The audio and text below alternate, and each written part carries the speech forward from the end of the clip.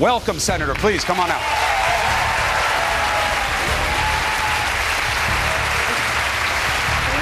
Senator, pleasure. Please. All right. Thank you. Wow. Thank you. Very good. It's good to have you. Let's Thank get right you. to the questions. Let's start with news. We have the fallout from the Mueller report as a topic. Our first question in our audience is John Auer, freshman at Harvard from Cape Cod, Massachusetts. What do you have, John? Hi, Senator. Hey, John. You serve on the Senate Judiciary Committee. That's should right. Should the House Judiciary Committee move forward with impeachment proceedings against President Trump? Okay. So I believe very strongly that President Trump should be held accountable. When you look through that report, it is appalling, some of the things that were going on. And you could see time and time again, maybe you've read parts of it, that was his advisors that held him back. So I believe, first of all, we need to have hearings in both the House and the Senate, and not just with Attorney General Barr. We need to bring Director Mueller before the United States Senate, right? Because otherwise, we are never going to get to the bottom of it. The impeachment proceedings are up to the House. They're going to have to make that decision. I am in the Senate, and I believe that we are the jury. I've always believed this from the beginning to the end. I'm a former prosecutor. I believe you look at the evidence to make decisions. So if the House brings the impeachment proceedings before us, we will deal with them. But let's look at what Director Mueller said. He said there were two ways for accountability. One was Congress, and we're going to start seeing that with these investigations. And the second is other investigations, right? There's cases going on in your home state of New York. There's cases going on all over the country. But there is a third way to hold this president accountable, and that is by defeating him in the 2020 election. And I believe I can do that. Senator, just to give him a quick sense, do you believe that anything you've read and processed in that report could have the word impeachable attached to it? First of all, I believe I'm the jury here, so I'm not going to predispose things. I'm not going to say it is or it isn't. But what I will say is there's very disturbing things that would lead you to believe there's obstruction of justice. I asked Attorney General Barr these questions. I said, well, if the president or if anyone would try to change the testimony of a witness, would you consider that obstruction? I asked him a series of questions, and I'm really looking forward to asking him those again, because several of them he answered yes, and several of them he wouldn't say. And a lot of that you see right in the middle of the report. All right, next question. Elijah Devon, sophomore at Harvard from Compton, California. He interned for Senator Kamala Harris last summer, but he has not decided which candidate he supports yet. See what happens. All Elijah. right. Senator, you're often criticized for having been a tough-on-crime prosecutor who took part in the war on drugs, increasing your county's prison population. These prosecutions disproportionately affected people of color. I personally know of these plights as my father missed the first 13 years of my life as he was incarcerated for a nonviolent drug offense. What would you do as president to remedy the terrible effects of these policies? Well, thank you. And I think you point out when you're in a job like the one I had, you think a lot about what justice is really all about. And I will say one thing we should note is during my time in that job, where I managed the biggest prosecutor's office in our state, we actually did see African-American incarceration, prison incarceration, go down by 13%. And a lot of that was that we used drug courts, and we tried to find other ways to get justice. Because I always like to say, you don't like to see repeat customers when you are in the DA's office. And one way you can ensure that you don't is by getting them treatment. So I have been a big believer in drug courts at the state and federal levels. I've led that effort on the federal level. The second thing is I think that our offices, both police offices, county attorneys' offices, need to reflect the population we serve. And I worked very hard to bring people of color into our office, and we were a lot better for it. And a number of them then rose up, big surprise, and became judges. The other thing is the way we handle cases when they come in. And I worked with the Innocence Project when I was the DA, not only to review all of our cases, but to bring in a new type of doing eyewitness ID, so that instead of looking at each one at a time or having them all together, you would look at each picture. So you would have to make an evaluation, and it's been shown to decrease racism in the system and discriminatory decisions by witnesses. The other thing we need to do is not just pass the First Step Act, and I was proud to be a co-sponsor of that legislation, which will finally reduce our federal drug sentences, the nonviolent drug sentences like your dad had, but it also would work, a Second Step Act would help us to say to the rest of the country, hey, 90% of the people incarcerated are incarcerated in our state and local jails. So doing something on the federal level is good, but we have to create incentives to bring those sentences down as well on the state and local level. There is racism in our criminal justice system. There has been racism in our criminal justice system for a long time, and we must pledge to fix it. One last thing. I put out a plan for a clemency board, so when I'm president, yes, I want to hear from the Justice Department what their views are when you look at pardons, but I also want to hear from a group from the outside that's going to look at these cases. Because when you see some of the cases, like a woman that President Obama pardoned named Josephine, she literally served 24 years. 24 years. She hadn't sold the drugs herself. She didn't do the drugs. She was a middle person. We don't want to see more Josephines out there. We want to have a justice system that's actually just. All right, and part of this issue obviously is going to involve opportunities to education. That takes us to our next question. Max Weinberg. Max is a junior studying political science at New England College in New Hampshire. He's from New York. Max. Hi, Senator. Hi, Max. There are many candidates that support free college and student loan forgiveness. You have stated that you are not for either of those. As a current college student about to graduate with a lot of debt, why should I vote for you? Okay, because I actually want to get something done when it comes to student loans. I had my own student loans. When I met my husband, he had tens of thousands of student loans. Good news for you guys, I married him anyway. And I have seen the impact of student loans. So here's my idea. Let me put it out there right here. First of all, you have got $1.5 trillion in student debt right now in this country. You also got a lot of home mortgage debt. You have a lot of credit card debt. There is just a lot of debt. Our government also has a lot of debt. So the first thing I would do is allow students, and no matter how old they are, former students to refinance their student loans at that rate that's a little above 3%. We could even go lower to find some even better rate than that. But that's what I think we need to do to bring the interest rate payments down for those Americans that still have the student loans. The second thing I would do is expand Pell Grants and make it easier for people to use Pell Grants. Those aren't loans, those are grants, depending on your income level, to make that easier, as well as the amount of money that you get. The third thing I do is bring back President Obama's plan for free community college. Those are 2-year degrees, and that gets a lot of students a good start. My own sister didn't graduate from high school.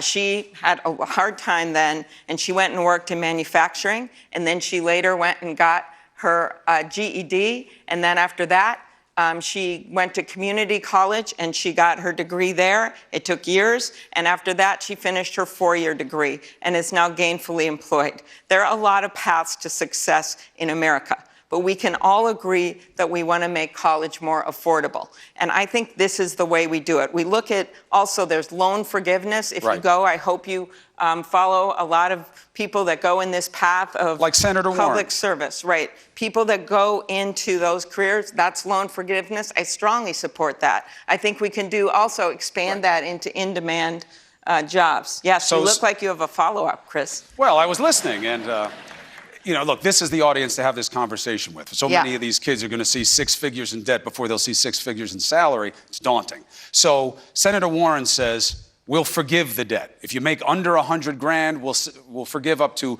$50,000, or your parents make under 100. What do you think of loan forgiveness and plans that are more generous on the outside than your own? Well, I would target the loan forgiveness at those that, for instance, I brought up people that went into public service, in-demand locations and in-demand jobs that we have in our economy. And I wish I could staple a free college diploma under every one of your chairs.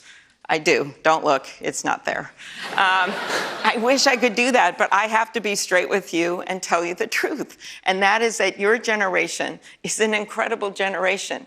And you get a lot of grief, right? They say that kids your age live in their parents' basement more than any other generation.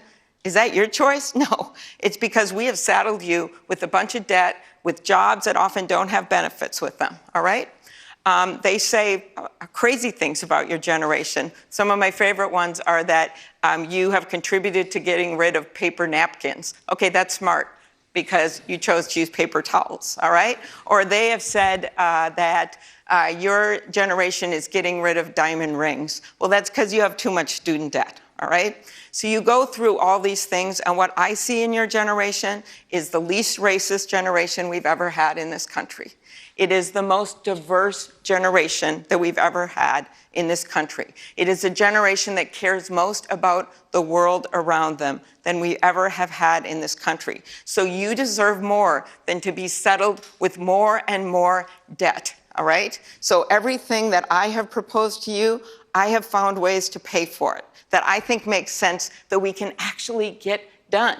We can repeal regressive portions of that Trump tax cut, where so much of the money went to the top. We can change the way we handle something called the carried interest loophole, where hedge fund managers get to have their taxes at less of a rate than everyone else. We can change the way we do capital gains tax, which is another way that we could literally bring in hundreds of billions of dollars. Those are ways that we can pay to make sure that everyone can afford college, because one size doesn't fit all. All right, Jennifer Shannon. Jennifer is a sophomore at the University of New Hampshire studying political science and history. She's from Massachusetts, has a question about the wage gap. Jennifer. Hi, Senator. Hi.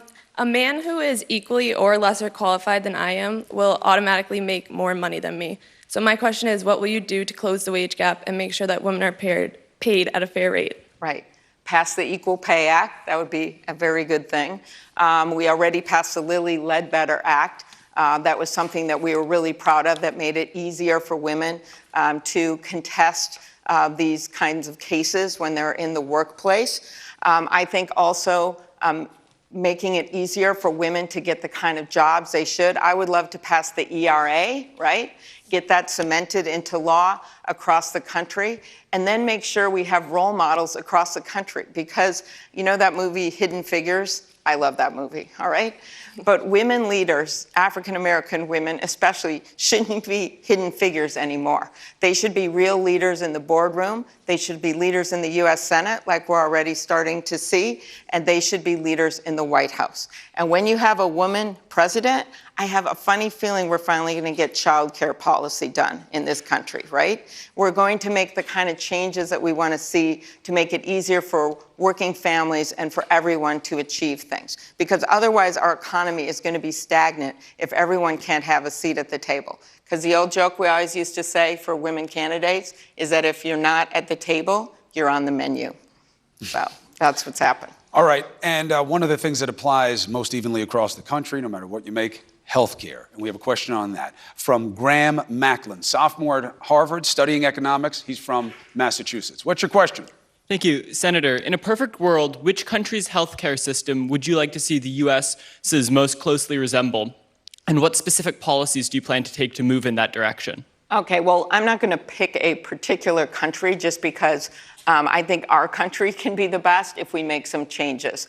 But there are clearly some models that we should look at that combine our system with making things better. Now, let me talk about what I think we need to do in America as opposed to some other country that may not quite fit our situation. I think, first of all, we need to bring down premiums, and they're affecting everyone. And I'd note on the Affordable Care Act side, for people, young people, it's had a major impact. One, you can keep on your parents' insurance until you're 26, right?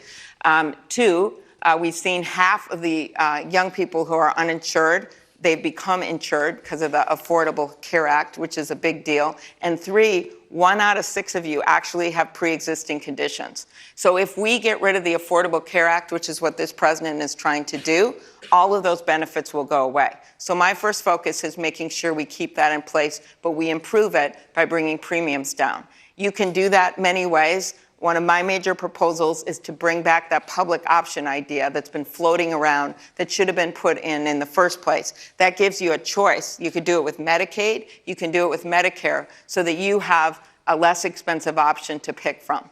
The other thing I would do is to bring down the cost of pharmaceuticals. Everyone in this auditorium here knows someone that's been hurt by the high cost of prescription drugs.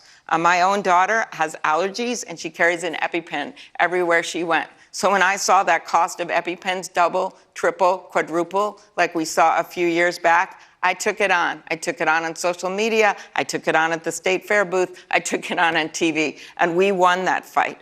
But not every family is going to be able to take on every single price increase. We need competition by having negotiation for Medicare prices. You might think it doesn't affect me because I'm not on Medicare. Well, guess what? That'll bring down the prices for everyone. We should bring in less expensive drugs from other countries like Canada. We can practically see Canada from our porch when we're up here, right? And they have less expensive drug prices than we have in America. We can stop this horrible practice where big pharmaceuticals pay off. They literally pay off generics to keep the prices and the competition off the market. That's bad, and we can fix this. This is one of the distinguishing issues tonight to discuss, especially with you, Senator, because you're the only senator tonight who is not co-sponsoring the new Medicare for All bill. And I wanted to put that in the context of something we learned from our partnership with the Harvard Institute of Politics.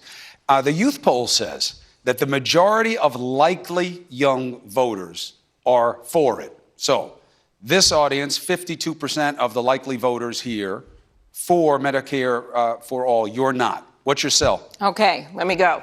So I want to bring down your health care costs. I think I've explained that, and I think you've got to believe me on this. I have been out front taking on the pharmaceuticals as an advocate for the Affordable Care Act from the very beginning. But I want to get to universal health care, and I want to get there fast.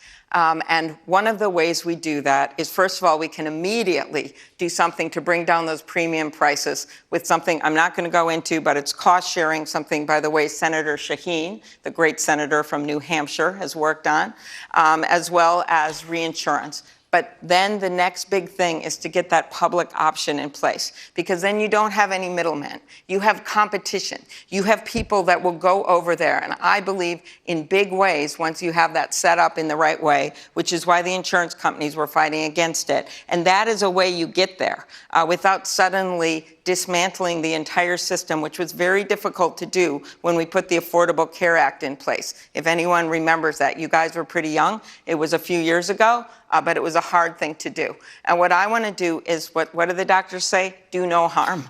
And I think we do no harm and do us much better by getting that public option in place immediately. And no one has taken on pharmaceutical companies. You guys all know someone that has diabetes, right? You all know someone that's struggling with that cost of insulin. We had a guy in my state who's a restaurant manager, who's 26 years old, who was on his mom's health insurance. And then when he had to get off it and had to afford his own insulin, it had gone up from $17 a vial to $1,200 a month. He couldn't afford it. He started rationing, and he died. That happened in our country. So if we keep putting in presidents like this one, who basically has said he wants to do something about pharma, and then he puts his plan out and the stock goes up, that actually happened, okay? What we need to do is put someone in who has a track record of taking on pharma, who is willing to get it done, and actually has a track record of passing bills and working across the aisle, especially on pharmaceuticals, to get it done. I'm that person. Well, that's a good segue, because the policy ideas are only as good as your ability to put them into practice by winning the election. That's what our next question's about. Okay. Aiden Pierce. Aiden is a freshman at St. Anselm College, studying international relations from Massachusetts. Aiden's got a question about how you win with a specific group. Go ahead. Thank you, Senator, for taking my question. Thanks, Aiden. Donald Trump won the 2016 election in large part because he appealed to a discontented middle class in the American heartland. How do you plan on winning back both their trust and their vote? Thank you. Well, I guess you look at what I've done. And that is that I am someone that runs in a purple state. It is a state that when I first started running for office, the other senator was Republican, the governor was Republican, and 3 of our 4 constitutional officers were Republican. And then I started running.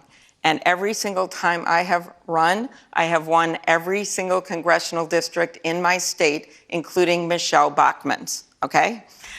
It's when you guys are supposed to cheer, okay? All right, so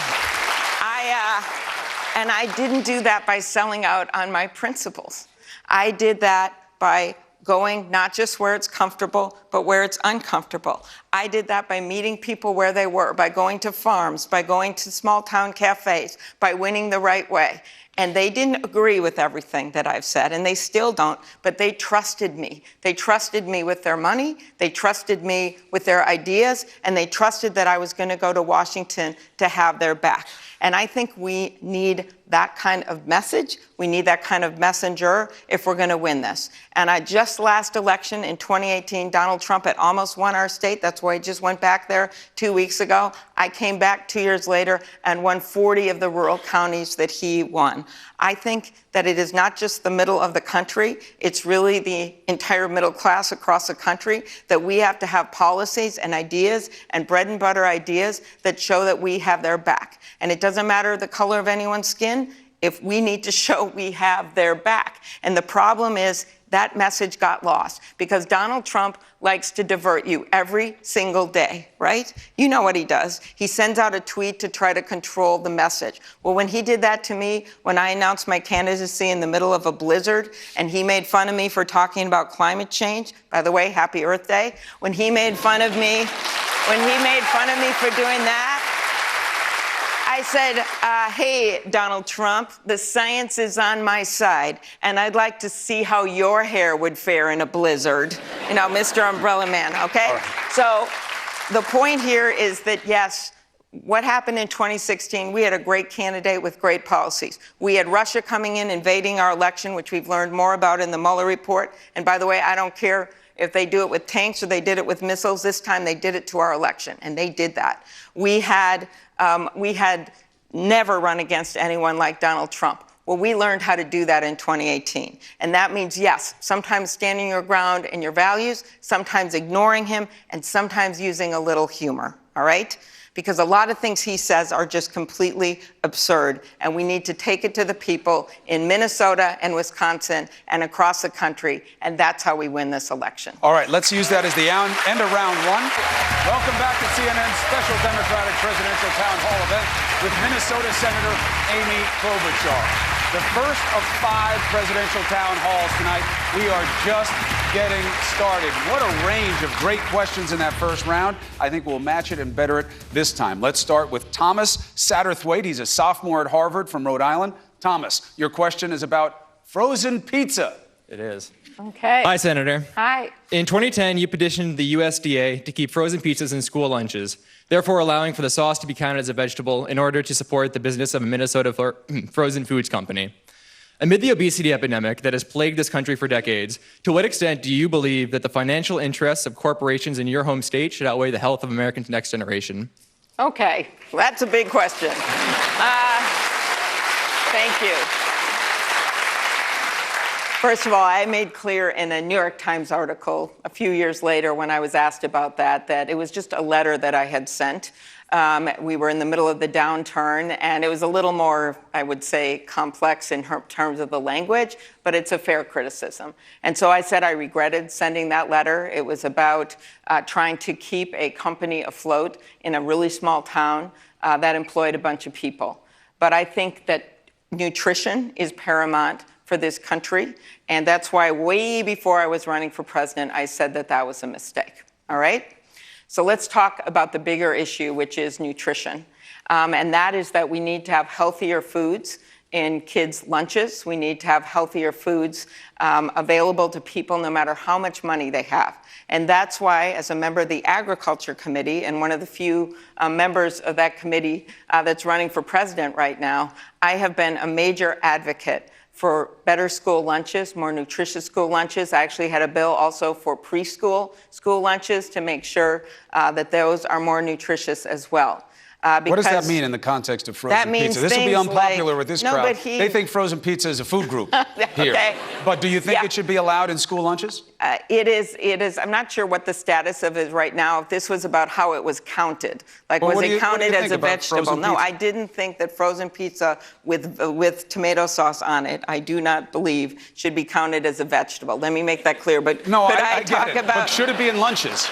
I think that it is sometimes in lunches. I want to know what the USDA says. As long as you have other things with it, right? As long as you have real vegetables with it, and as long as you have other things with it. And I'm looking at my daughter right now. By the way, she is here. She is 23, and please be nice to her, because how would you feel if it was your mom up here being asked about pizza? Calling her out in front of everybody like there that. There she is, exactly. But I have seen, she went to a school actually that's a little different than your school. And her school was, I think in high school, it was in middle school, was something like 90% free and reduced lunch, maybe even a little higher than that. And that was a school in Minneapolis that she went for several years. And I got to be in the lunchroom and saw what it was like for these kids that couldn't afford lunch. They were all, I think everyone in her class at one point was an immigrant except her. And there were kids in the lunchrooms that were trying to get stuff, but then they would get a donut and eat that instead.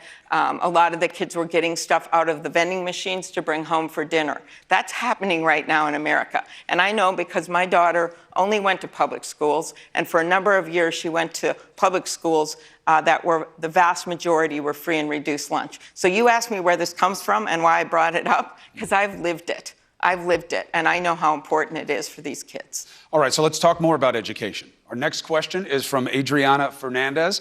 She's a sophomore at St. Anselm College and a U.S. citizen, originally from Nicaragua. Adriana. Hello, Senator. Hello. My question is, our current Secretary of Education is attempting to slash funding from special needs programs. What are your ideas regarding the federal responsibility to the education system? Sure. Well, thank you so much. And let's mention the name of that education secretary is Betsy DeVos, okay? Someone that I strongly opposed and I just think shouldn't be in her job. And so it is no surprise to me.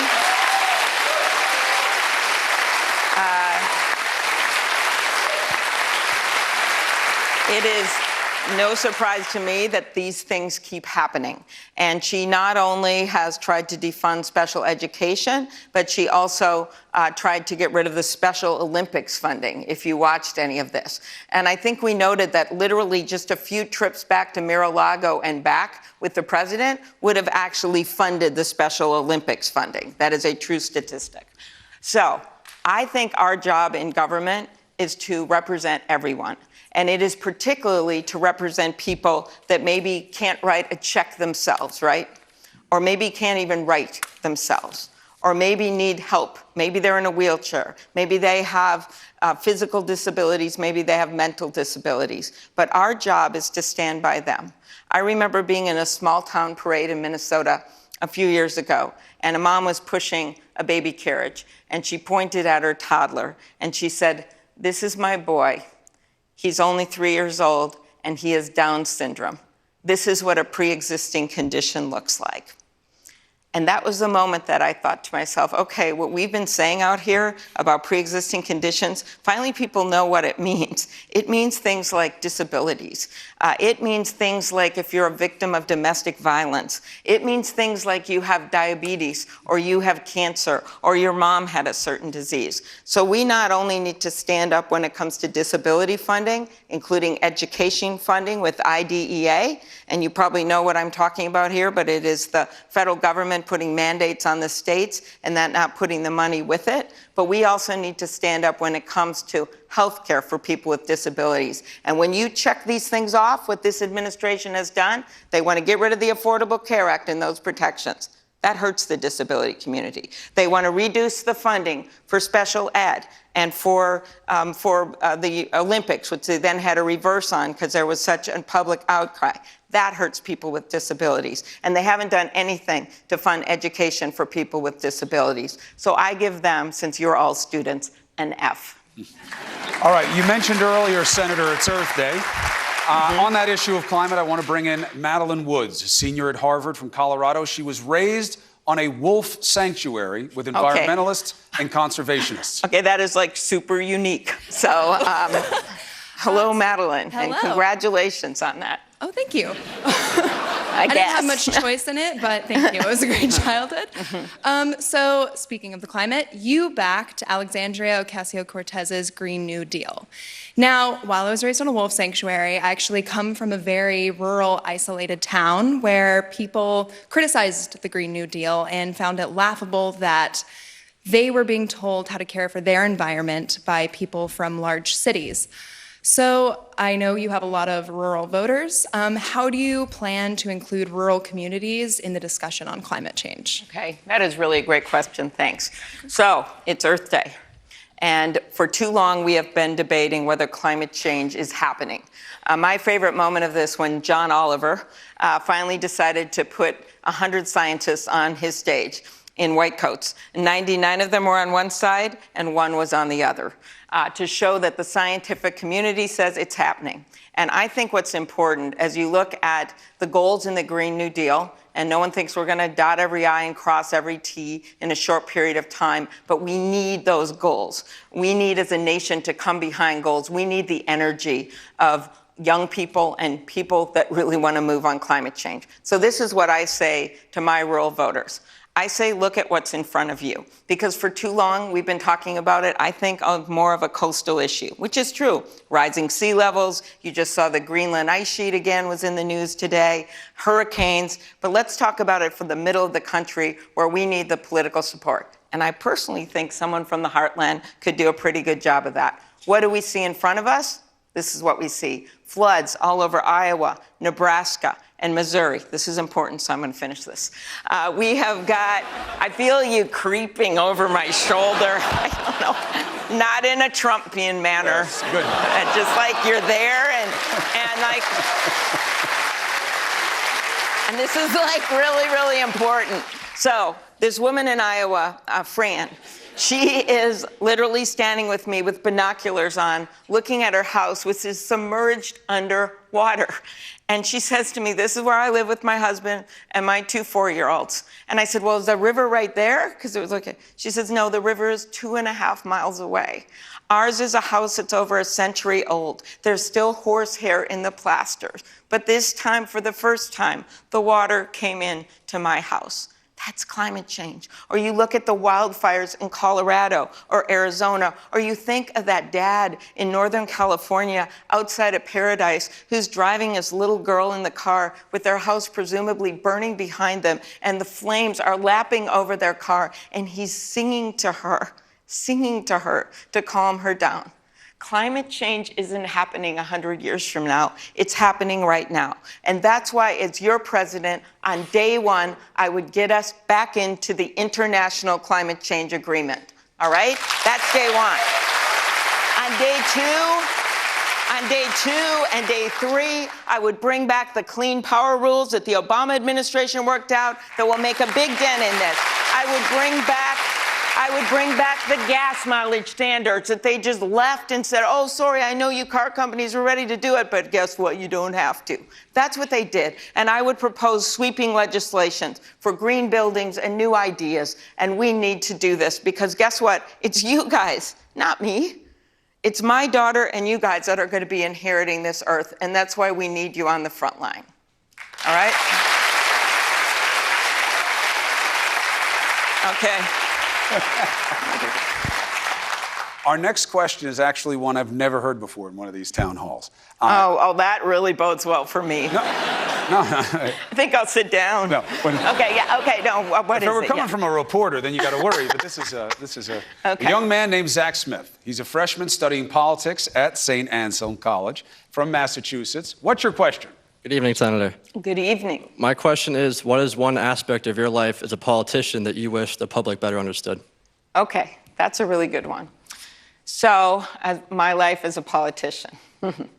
I think that I wish people better understood why I have made such a priority and why I care so much about people who get in trouble with drugs and people who get in trouble with drinking, and how I believe that there are grays in this world and that not everything is an extreme, that people can mess up and go on to do great things. And that's where that belief comes from. So in my case, when I was growing up, my dad had a big drinking problem. I love my dad so much. I just saw him about a week ago or so. He's a distinguished journalist. He's now retired. He is 91 years old. And in his words, he can't get a lot of drinks in the assisted living facility. Okay, that's good. But the point is, his AA group still visits him because that was how he, in his own words, was pursued by grace. He had 2 DWIs, he got another one, and back then, 20 years later, the laws had changed and it forced him to go into treatment. And I was there with him, with his minister and with his lawyer, and I talked about how it had hurt my life and my sister's life, how we would wait for him to come home all the time, how he would vanish sometimes and be gone, and what it meant to be growing up with that. So what I saw in my life was because he got treatment and because actually the government pushed him into treatment, it changed his life. He ended up staying married for the 3rd time, but he did. He ended up really being able to spend time with me and my sister like he had never done before. And I want other people to have that same right, whether they get hooked on opioids. You've got in New Hampshire one of the biggest opioid epidemics across the country, whether it means that they've got hooked on meth, no matter what it is, the people have the right to have that treatment. And in the case of opioids, by the way, you know who I'd have pay for that treatment? The pharmaceutical companies that got people hooked on the drugs to begin with. That's what we have to do. So if you ask to understand what motivates me sometimes and why I can believe in tough love and why I believe you have to set expectations and standards for yourself and the people around you, and why I believe that everyone has that same right to have that life that my dad eventually had, it's because of my own life experience. And I think it's so important, as you guys think about if you want to go into public service, to have people come from all kinds of different backgrounds.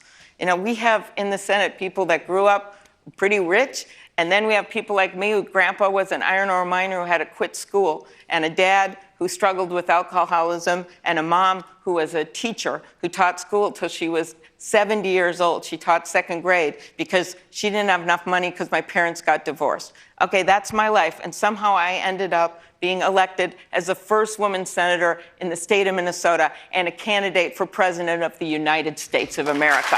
Okay, that is what this country is about, all right? So it's a good end point for round 2. Behind the thing, huh? Good end for round 2. Let's take a quick break. Welcome back to CNN's special Democratic presidential town hall event. First up tonight is Senator Amy Klobuchar. We've covered a wide range of issues, not this one that we're taking on yet. It is a veteran-specific issue and a very important one. We should bring in Timothy Bishop. Timothy is a graduate student at the Harvard Kennedy School and a former Army officer who served for 7 years, including 2 missions in Afghanistan. So first, Tim, thank you for your service. What's your question? Senator Klobuchar, thank you for being here tonight. Thank you. And thank you for your service. No worries. I love how you downplay it, but it's not. That's how it is. Despite nearly 15 years of efforts, veterans still commit suicide at about 1.5 times the rate of average Americans. That's something that's affected a lot of people I know and a lot of people I've served with. What would you do as president to try to stem this epidemic? Okay. Thank you so much. And to me, this is an unbelievable thing that's going on. And we saw it coming out of the Iraq War, out of Afghanistan. We saw people come home. And recently, as you know, they've even committed suicide, sadly, at veterans' facilities in the parking lot. So what I would do is to make sure that we have the resources to help them when it comes to mental health.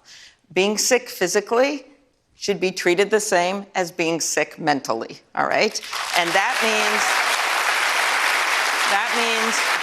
having the type of psychiatrists and psychologists and counselors that we need.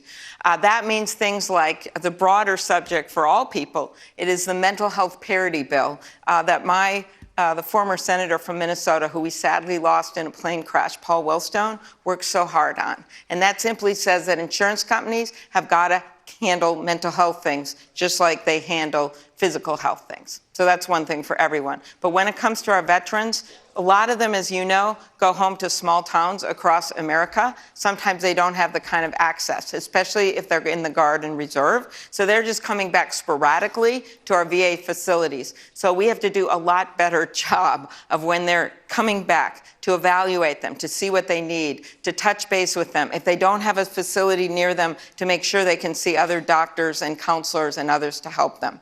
This is a scourge on our country because when these vets signed up to serve, there wasn't a waiting line, right? And they come back to America and they need a job or they need education or they need health care, including mental health care. There should never be a waiting line in the United States of America. Okay? Next question comes from Olivia Ferdinand. She's a sophomore studying government at Harvard. She's from Connecticut. Olivia. Hi, Senator. Hi, Olivia. One of your main policy proposals is a $1 trillion infrastructure investment. Even though many of us have grown up with roads and bridges crumbling around us, infrastructure is not as flashy as other policies. Oh, I'll try to make it flashy. Sewer lines, come on. Water systems, if you live in Flint, it's a pretty important thing, but keep going. All right? Definitely. So, how do you make infrastructure an appealing issue for young voters? Sure. I was actually recently in Nashville, and we were talking about this at Fisk with some of the students there. And for a lot of students and young people, they don't have cars, like my daughter. So they care about transit, whether you're in a big city or a medium-sized city, and you want to get to where you are. Manchester, actually, this area has one of the highest percentage of people in the country, if not the highest, that doesn't even have access to any kind of commuter rail, yet they need workers to come up to work in their jobs. So I think you need to talk about not just roads and bridges, very important. I had that bridge fall down just a mile from my house in the middle of a summer day. Yes, that kind of infrastructure matters, but it's also about transit. It's also about crumbling schools. Literally in Baltimore, they had some schools, I see some heads nodding, that didn't have heat this last year. And we have a president right now in the White House that claimed on election night, oh, I remember that night, he claimed that he wanted to do something about infrastructure. And all he's done is put a package forward that was about $200 billion. And I've showed how we can pay for this, including with the Infrastructure Financing Authority, bonds, and then, of course, direct federal investment by repealing those portions of the tax code that, by the way, of the new Republican tax bill. Do any of you guys have money in the Bahamas? Okay, then you're okay, all right? Because they got $150 billion off of people to help wealthy people just by doing the changes they made there. So there's a way to pay for this, and we have to move on it, and it can't just be rhetoric. And you guys, once again, when it comes to infrastructure, if you don't have subways at work or buses that get you to places where you are, and you don't want to get a car, or you can't afford a car, or you have a car and you only want to bring it certain places, infrastructure matters to you. Did I do my job? Okay, good. All right, thanks. Okay, you know what he told me once? I was on his show and he said generations of Cuomos have lost by running on infrastructure. I'm like, that's not really true. They won as governor of New York, but continue on. Better than creeping after you. I'll take that. All right, look, Sarah, you're so far away now. Okay, all right, okay, all right. All right, so let's talk about this as a larger issue. Let's bring in Sarah Tropiano. Sarah is a junior at St. Anselm College, studying business and marketing. She's from Massachusetts. Important cultural question. What do you have? Hi, Senator. So you were a key figure in the Judge Kavanaugh hearing, and many female voters then formed a strong opinion, like myself, on your politics. If you had one thing to say to young female voters or college students, what would it be and why? Okay, well, I would say that please run for office. Right now, I think we have something like, we're now up to over 25 women in the Senate. That's good because in the history of the Senate, we've had over 2,000 men and something like 50 women. I was on Trevor Noah's show, and he said if a nightclub had a ratio like that, they'd shut it down, okay? So I would suggest that you run for office, that you get involved in campaigns. And by the way, it doesn't have to be a presidential campaign, although I'd love to have you sign up for mine. And you can text Amy at 91990, or you can go to our website at amyklobuchar.com. I did that team. Thank you. And so we would love to have you involved in our campaign, and I'm sure my friends who are running as well would like that. But you've got to run yourself. You can get involved in nonprofits. And one of the things you learned from the Kavanaugh hearing, we have added some great women to the Judiciary Committee. But for so long, until about 2 years ago, it was just 2 of us, 2 women and like 22 men. Those are the ratios that we're talking about. And that moment, by the way, was another moment for me where I was just trying to do my job and ask him questions. And you know that was an issue of Dr. Christine Blasey Ford and her courageous testimony. And then when I was simply trying to sync up what he said and what she said, if you remember, he went after me and said, "Have you ever blacked out?" And I said, "You know what? I want you to answer the question, right? I want you to answer the question. And when you have alcoholism in your family, you don't mess around with stuff like that." And he ended up coming back and apologizing to me. But I think you saw at that moment, if any of you watched that, that you can be strong and firm, but you don't have to go down and act like he did to be in public service in this country. Okay? Quickly, before we say goodbye, on that note, what is one thing that you hope your daughter has in her lifetime that you didn't have in yours? Well, I hope that she can go through her life without people asking you things like, can a woman actually beat Donald Trump? Answer, yes. I hope that she can go through her life, an issue we haven't talked about, without having that fear of guns in the hands of people that shouldn't have them. And that is something that I pledge to you as your president, and this is something that should matter to your generation. I will take on in a big way. It is a crime that we don't have universal background checks and that we haven't done anything to further that issue. And I'll end with this, because you guys, this is your moment. When I look at the arc of the last year and what we've been through the last 2 years, you start the day after Donald Trump got sworn in, where women and men peacefully marched all over this country. You go to day 10, when he put out that horrible anti-Muslim order, remember that? The anti-refugee order, where people spontaneously showed up at the airports, including a bunch of young people. You go to day 100, my favorite march, the March for Science, my favorite sign. What do we want? Science. When do we want it? After peer review. You go through to the fall, where in this incredible victory for dignity and decency and against racism, Doug Jones got elected in the state of Alabama. And then you go to day 429, when those Parkland students captured the attention of the world. They spoke out. That is your generation. And then we took over the House of Representatives. Why? Because you didn't just talk to each other. You voted. And you didn't just vote, you talked to your parents and your grandparents. And I've been working on that issue a long time. The moms in Sandy Hook tried their best and couldn't get it done. When I was in law enforcement, we tried to get it done. And if we get bested by a bunch of 19 and 20-year-olds, that's the best thing I ever heard. So vote and get involved. Senator Amy Klobuchar, thank you very much, and good luck going forward. Next up is Senator Elizabeth Warren.